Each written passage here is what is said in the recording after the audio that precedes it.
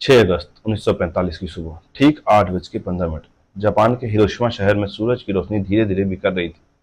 बच्चे स्कूल जाने की तैयारी कर रहे थे। माएं रसोई में नाश्ता बना रही थी और पिता काम पे निकलने की सोच रहे थे। पर किसी को क्या पता था कि यह सुबह इंसानियत के इतिहास की सबसे काली सुबह बनने जा रही है। एक विमान जिसका नाम था इनोला गे शांत आसमान में उड़ता हुआ। यह विमान आम लग रहा था, पर इसके पेट में छिपा था एक भयानक ही लिटिल बॉय, एक ऐसा परमाणु बम जिसे इंसान ने कभी इस्तेमाल नहीं किया था।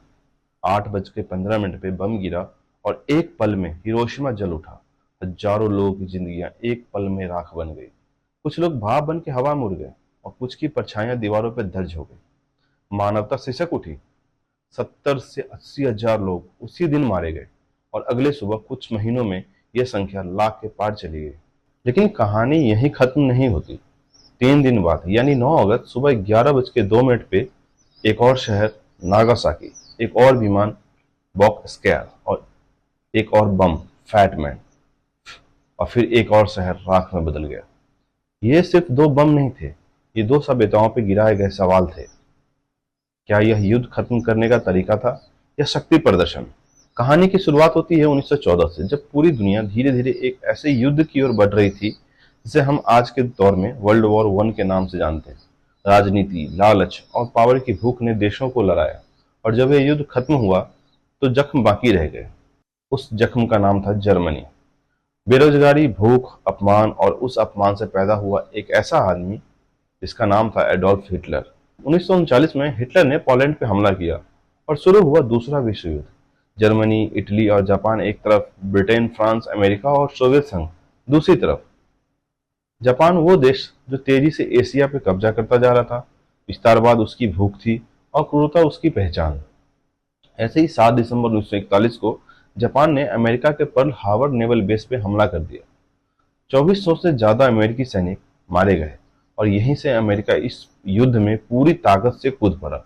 1945 तक युद्ध अमेरिका और जापान के बीच बहुत ही लंबा खिंच चुका था। हजारों सैनिक मारे जा चुके थे। अमेरिका थक चुका था और वह अब एक चाहता था फाइनल ब्लो। फैसला हुआ कि कैसे इसको खत्म किया जाए। फिर सोचा गया परमाणु बम। अमेरिका ने 3 बम बनाए, little boy, fat man, thin man. Thin man किसी खामी कारण हटा दिया गया। बाकी दो को इतिहास की सबसे भयावह कहानी में इस्तेमाल किया गया। हिरोशिमा और नागासाकी वो दो शहर जो अब सिर्फ इतिहास के पन्नों में दर्ज हैं, क्योंकि जो वहां हुआ उसे आंखों से नहीं दिल से महसूस किया जाता है। बच्चे अनाथ हो गए, माएं विधवा हो गई और इंसानियत शमशार हो गई। सालों तक लोग कैंसर, त्वचा रोग और मानसिक विकारों से पीड़ित रहे। कई बच्चों का जन्म विकृतियों के कारण सही ढंग से नहीं हुआ। दर्द जो पीढ़ियों तक चला। लेकिन जापान एक ऐसा देश टूट तो गया पर बिखरा नहीं। आज वही जापान जिसने राख में लोगों को जला हुआ देखा था, पूरी दुनिया की टॉप इकोनॉमी में से एक है। टेक्नोलॉजी, एजुकेशन और अनुशासन में उसका नाम सबसे ऊपर है। और अमेरिका जिसने बम गिराए थे, वही आज उसका सबसे करीबी मित्र है।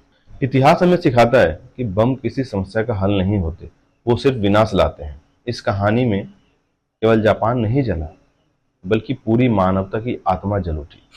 और हम सबका कर्तव्य है कि हम इस इतिहास को याद रखें ताकि उसे दोहराया न जा सके।